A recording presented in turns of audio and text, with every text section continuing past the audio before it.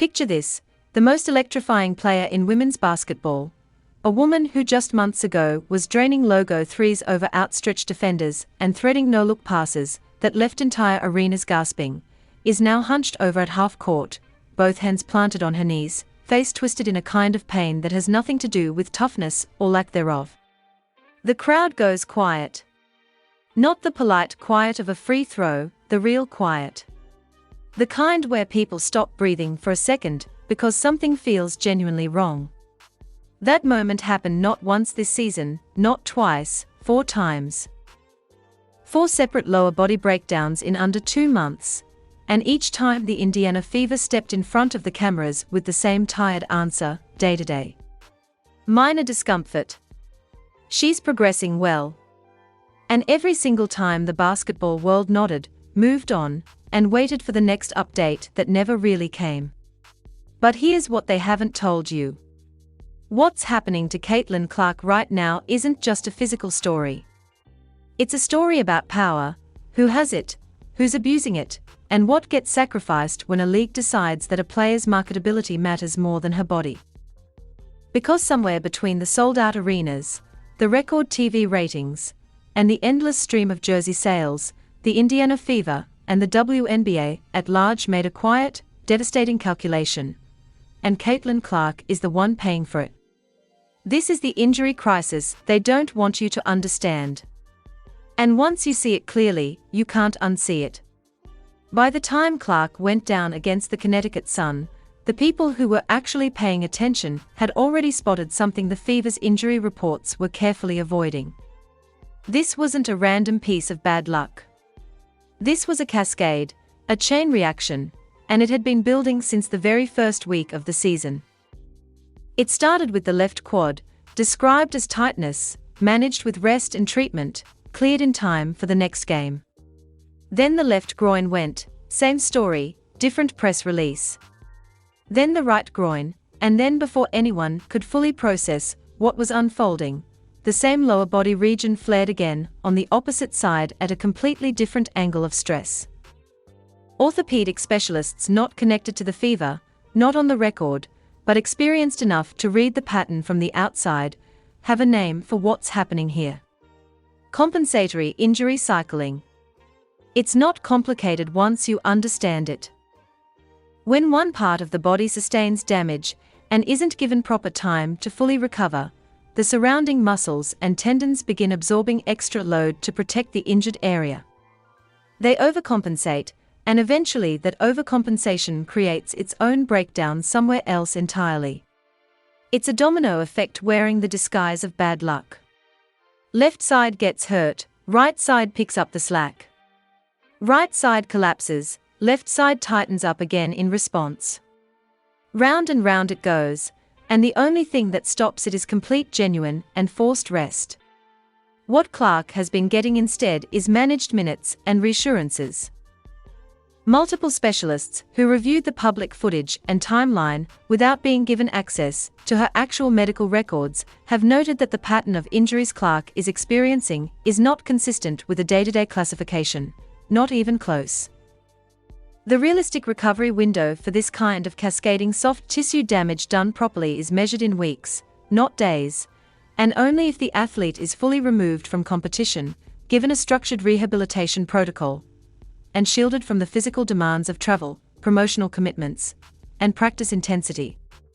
Instead, Clark has been crossing zones, playing heavy minutes, and smiling for cameras every single week. The Fever knew the severity. They had to. Any competent medical staff does. The question was never whether they knew. The question was what they chose to do with that information. And the answer to that question reveals something uncomfortable about how this league actually operates when a generational player becomes a financial asset. Before the season even tipped off, warning signs were already embedded in Clark's situation. They just weren't visible yet to anyone watching from the outside. Reports from people close to her training circle indicate that Clark came into her professional debut having added significant muscle mass over the off-season. The reasoning was understandable. The WNBA is a physical league. Veterans had made it abundantly clear that the college game Clark dominated was a different sport at a different speed with a different level of physical confrontation. So, she bulked up. She put in the work to build a body that could absorb the contact and keep playing through it. But here's what the fitness world understands that casual observers often miss. Adding muscular mass without a carefully integrated movement adaptation process can quietly wreak havoc on an athlete's biomechanics. Muscles that are newly developed and still adjusting to the body's overall movement patterns change everything. Stride length, hip positioning, the subtle angles at which the knees and ankles absorb force, even something as refined as a shooting release can shift when the muscle groups supporting it are proportioned differently than they've ever been before. Clark's movement patterns, the ones she'd spent her entire life building, the ones that made her a consensus #1 pick, were subtly disrupted by a body that was technically stronger, but biomechanically in transition. And then the WNBA schedule arrived. There is no gentle entry point in professional women's basketball, no grace period for a rookie body to find its rhythm. The schedule hits like a wall, back-to-back games across multiple time zones with travel that would challenge a seasoned veteran, laid on top of the unprecedented media and promotional obligations that came specifically with being Caitlin Clark. While her teammates were getting whatever slim recovery windows the schedule allowed, Clark was adding press junkets, sponsor appearances, and nationally televised spotlights on top of an already brutal physical load.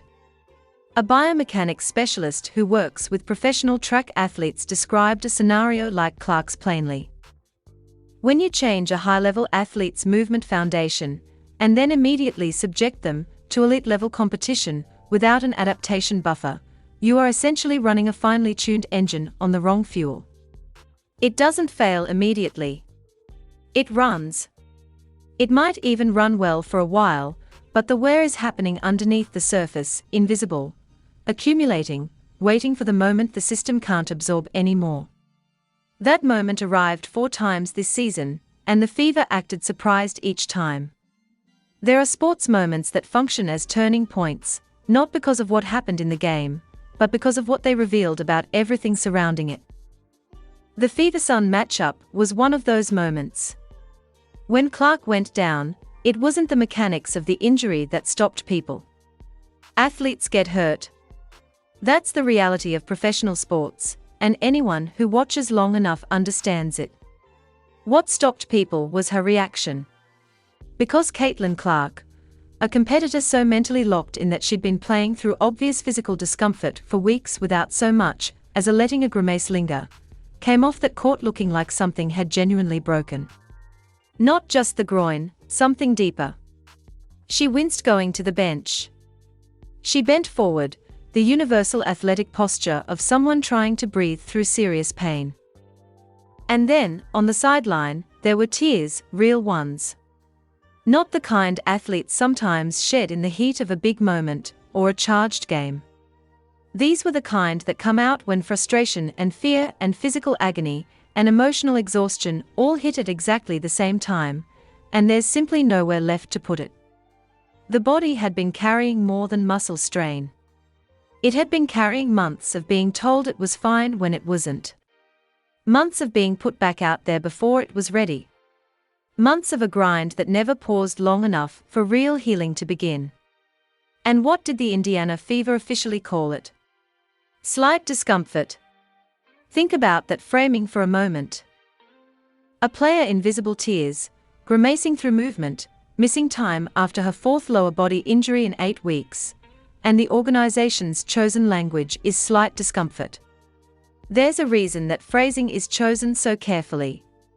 It manages expectations without closing any doors.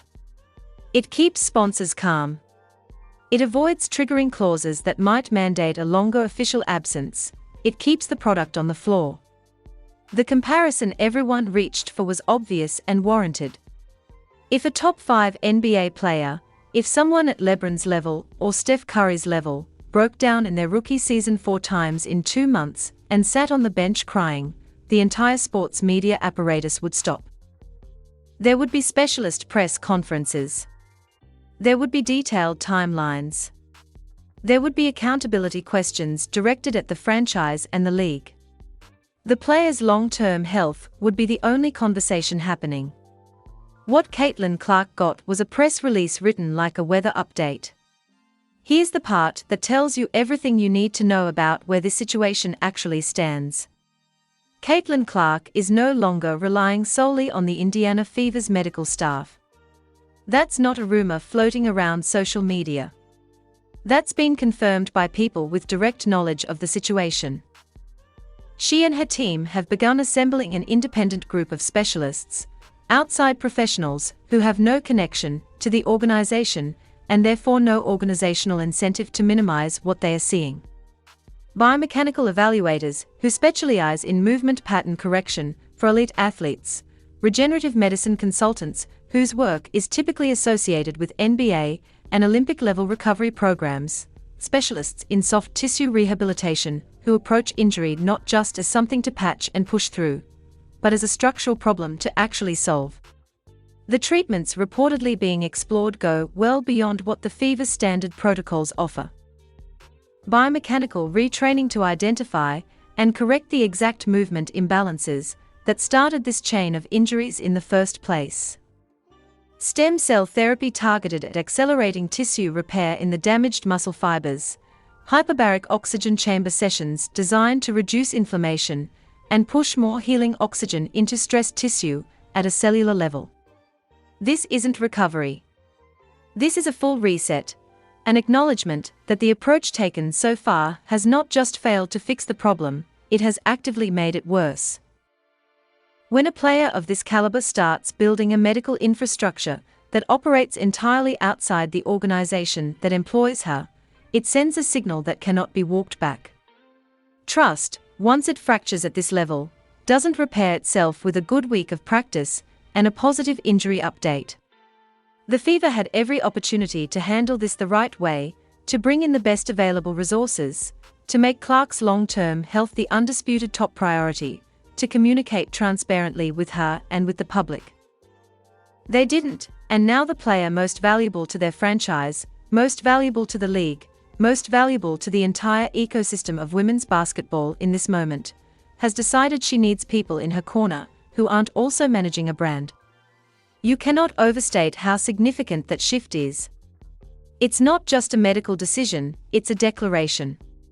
To understand why the Fever handled this the way they did, you have to understand what Caitlin Clark actually represents to them, not as a basketball player, but as a financial instrument.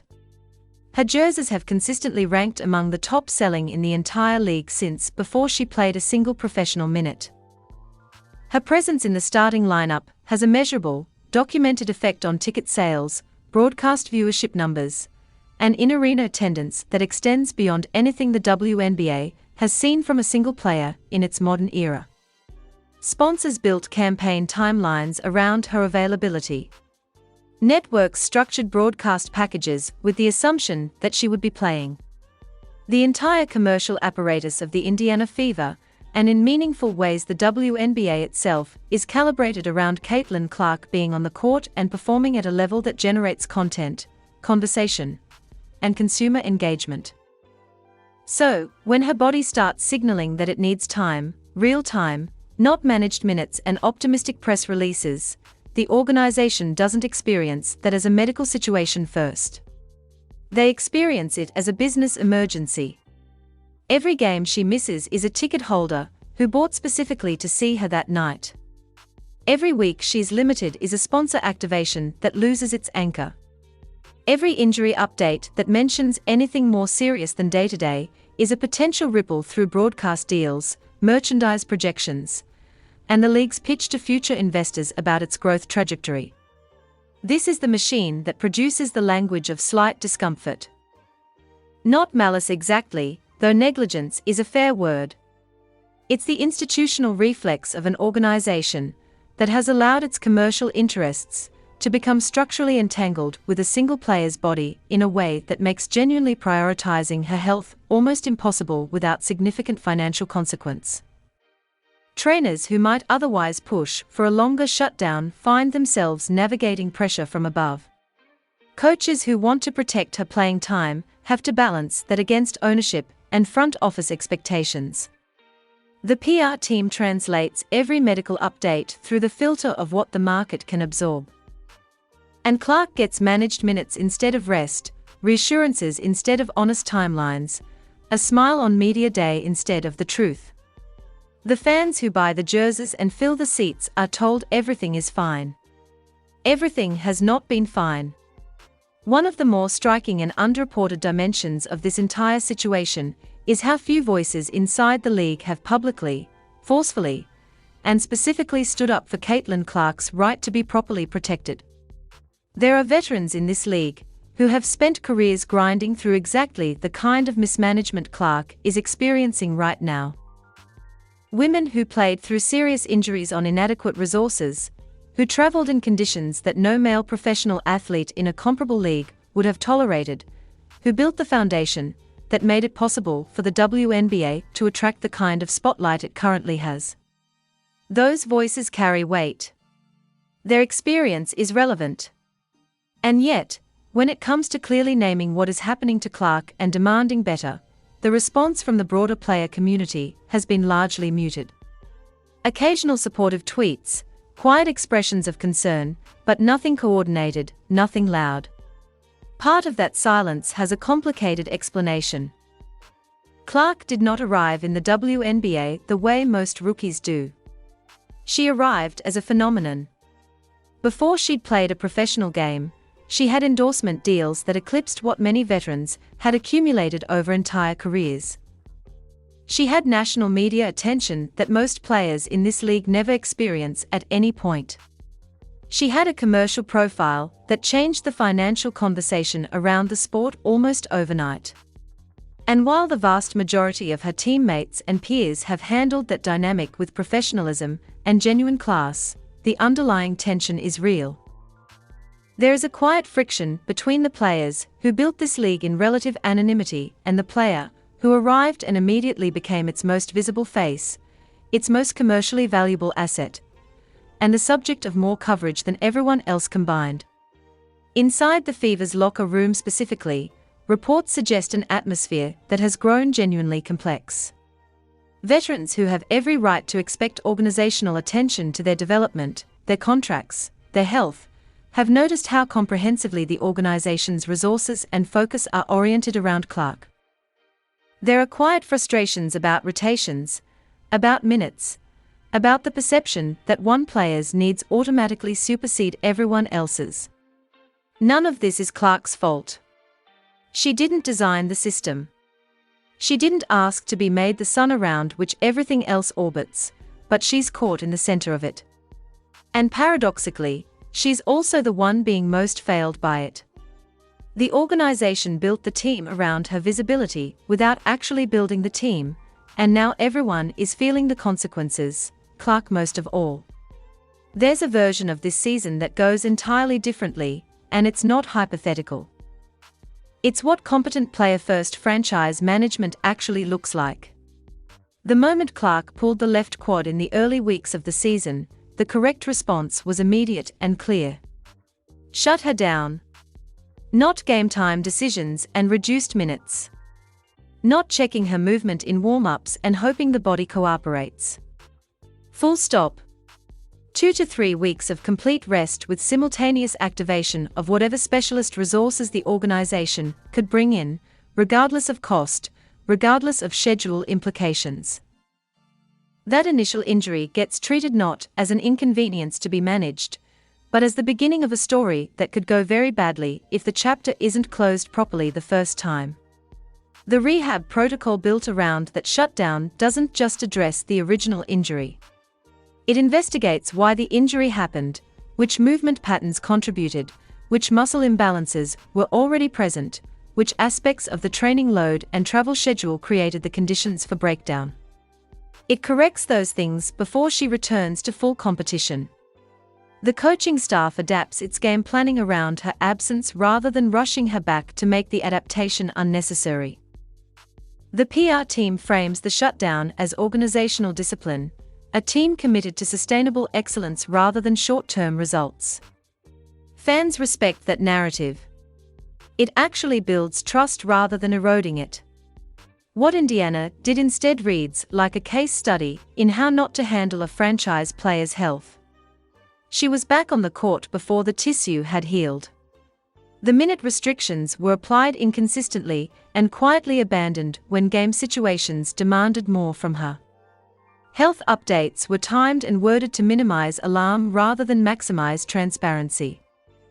Cameras would catch coaches reacting to her flinching mid-play with the same expression they'd use for a missed defensive rotation, a studied neutrality that communicated above everything else that the show must go on. Clark's camp noticed all of it. Her agent, her advisors, the people from her Iowa circle who know her body and her game better than any Fever staff member, has had time to learn. They've been watching. And what they've been quietly doing in response is building the parallel infrastructure described earlier. The outside specialists, the independent rehabilitation team, the support system that operates with Clark's long-term interests as the only variable that matters. When that kind of separation starts happening between a player and her organization, it's not just a warning, it's a clock, and it's already been ticking. Let's be straightforward about something that league insiders, franchise executives, and sports business analysts are already discussing in terms that are far less euphemistic than what appears in public. Caitlin Clark's situation in Indiana is not stable, and the instability has a deadline attached to it. Rookie contracts in the WNBA don't last forever. When Clark reaches free agency, she will be arguably the most sought-after player in the history of the league's open market. Not just for what she does on the court, but for what her presence does to every commercial metric a franchise cares about. Every team with cap flexibility and organizational ambition will be constructing a pitch, and the pitch won't have to be complicated. It will essentially be, come somewhere that actually takes care of you. The franchises already most discussed in this context aren't secrets. The New York Liberty have the market, the infrastructure, and the organizational credibility of a team that has consistently invested in building a genuine contender rather than simply acquiring a star. The Las Vegas Aces have demonstrated a player-first culture that produces championships and retains talent because players believe the organization actually has their long-term interests in mind. These aren't teams scrambling to make room. They are teams that understood this moment was coming and have been quietly positioning for it. And then there's the Nike dimension, because Clark's endorsement relationship with Nike is not incidental to this conversation. It is structurally relevant.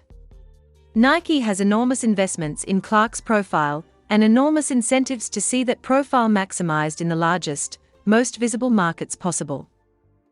The idea that Nike's internal conversations about Clark's future market placement have no influence on how the broader situation develops is naive at best.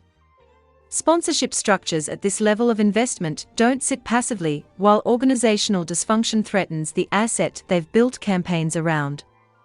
If the Fever want to keep her, genuinely keep her, not just retain her grudgingly through a contract year, they have to do something they have consistently failed to do so far.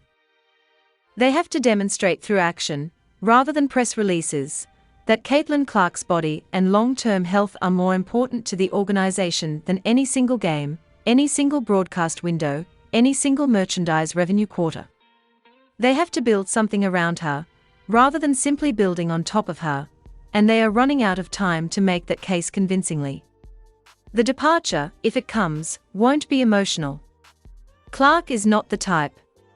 It will be a calm, calculated decision made by a competitor who has identified the environment most likely to allow her to be great for a long time and realized that environment isn't the one she's currently in.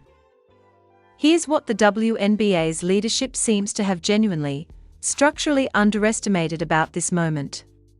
The fan base that Caitlin Clark helped bring into women's basketball, and the deeply invested fan base that was already there, is not a passive audience that receives official statements and moves on. These are people who read injury reports the way analysts read financial filings, who follow sports medicine professionals on social media specifically to understand what the clinical language in those reports actually means, who dissect game footage frame by frame, looking for the subtle gait changes, the favored limbs, the moments of hesitation that precede a breakdown. There are Reddit threads and Twitter communities where kinesiology discussions happen at a level of sophistication that would surprise the people writing the Fever's injury updates. Every time Clark flinches on a lateral cut, someone clips it. Every time she favors one side coming out of a screen, someone timestamps it. Every time a coach's body language communicates something different from what the press release said 6 hours earlier, someone is watching and saving and sharing. You cannot manage this audience the way sports organizations managed audiences in an earlier era when information was slower and people had fewer tools to verify what they were being told. Those tools now exist. They are free. They are widely used. And the audience deploying them is deeply motivated. The credibility gap that the Indiana Fever and the WNBA have opened by consistently understating Clark's situation is not hypothetical damage. It is real, measurable erosion of the trust that makes the entire ecosystem function. Fans who feel deceived don't become neutral. They become hostile. They don't just stop believing the next injury report. They start assuming the worst about everything the organization says retroactively and going forward. The hashtags already circulating, the ones demanding transparency, calling out the management failures, questioning whether Clark is deliberately run into the ground for financial reasons, aren't fringe sentiment. They represent a mainstream fan reaction to a credibility collapse that the organization created and has so far shown no serious interest in repairing. The league had an opportunity to get ahead of this, to use Clark's arrival as the catalyst for genuine structural modernization, better travel standards, transparent medical reporting, enforceable player protection protocols, real consequences for organizations that mishandle star athletes. Instead, it shows the short-term comfort of ambiguity.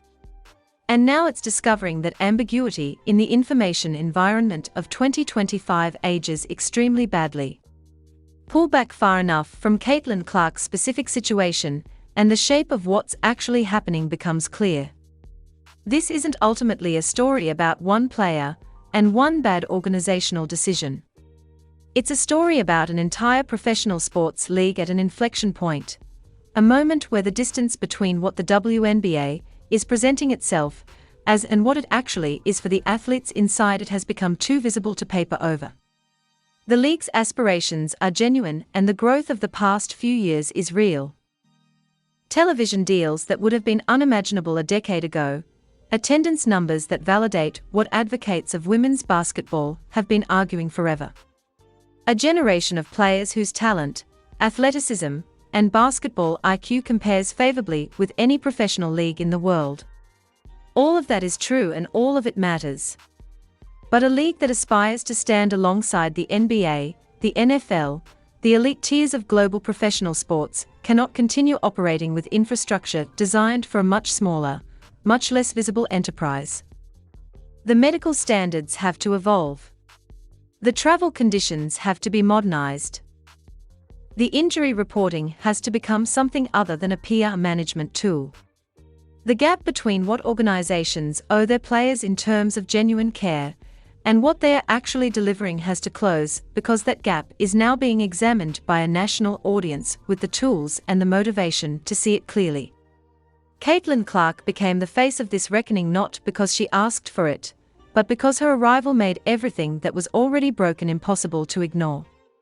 The attendance spike she triggered brought scrutiny along with it. The broadcast deals illuminated the dysfunction as much as they celebrated the talent. She is a generational basketball player who also became inadvertently a mirror held up to a league that had to decide whether it liked what it saw. The league has a chance right now, while this moment is still live and the conversation is still happening, to demonstrate that the answer is change, real change, not a press release promising to examine protocols, actual structural transformation that athletes can point to and say, that happened because someone finally treated us like the professionals we are. Whether they take it is the most important question in women's basketball right now, not who wins the championship, not which rookie breaks the next record, whether the people running this league look at what is happening to their most visible player and decide that it cannot happen again. Caitlin Clark came into the WNBA carrying more weight than any individual athlete should ever have to carry, not just the weight of her own expectations, and those were enormous, but the weight of a league's financial future, a sport's cultural credibility, and a generation of young athletes who needed to see what it looks like when women's basketball gets treated with the seriousness it deserves.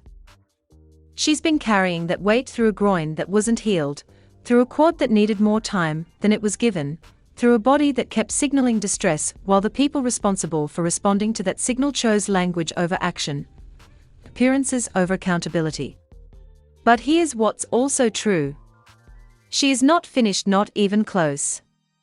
What's happening off the court right now, the independent medical team being assembled, the outside specialists being brought in, the quiet but comprehensive reclaiming of control over her own health, is not a story of defeat.